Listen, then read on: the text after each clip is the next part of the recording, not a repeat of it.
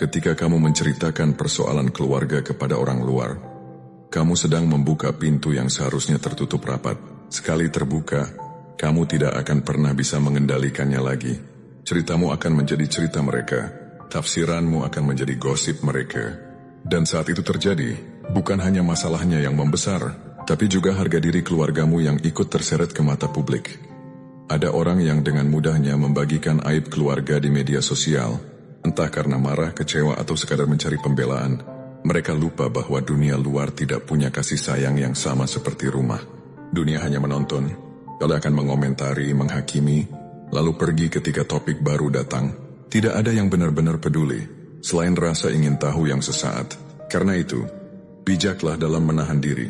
Tidak semua luka perlu dijelaskan kepada orang lain. Ada kalanya diam jauh lebih berharga daripada penjelasan panjang lebar yang tidak membawa perubahan apapun. Menjaga privasi keluarga berarti menjaga kehormatan, bukan sekadar menutupi kekurangan. Bahkan ketika keluarga sedang tidak baik-baik saja, kamu tetap punya tanggung jawab untuk melindungi martabatnya dari pandangan yang tidak memahami konteks.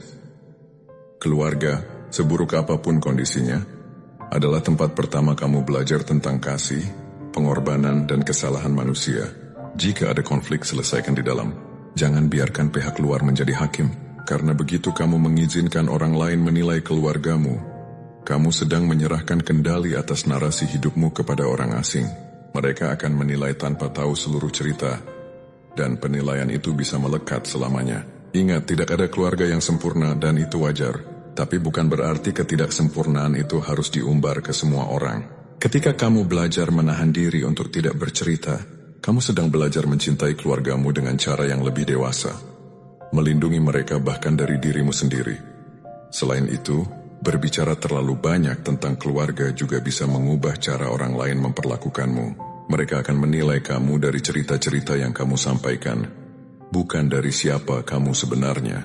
Dan lebih buruk lagi, mereka akan mulai menilai keluargamu seolah-olah mereka mengenalnya. Padahal mereka hanya tahu sepotong kisah dari sudut pandangmu yang mungkin sedang marah atau kecewa. Itulah bahaya ketika batas antara keluh kesah pribadi dan konsumsi publik kabur. Kamu mungkin hanya ingin melampiaskan perasaan, tapi dunia bisa menafsirkan itu sebagai pengkhianatan terhadap orang-orang terdekatmu. Maka tahanlah keinginan untuk membicarakan hal-hal yang seharusnya diselesaikan secara pribadi. Tidak semua hal harus dimenangkan di ruang publik. Beberapa hal justru harus diredam di ruang sunyi agar tidak hancur sepenuhnya. Dan pada akhirnya, menjaga urusan keluarga tetap menjadi rahasia adalah tanda kedewasaan emosional. Karena orang yang matang tidak mengobrol luka demi simpati, ia memperbaikinya dalam diam.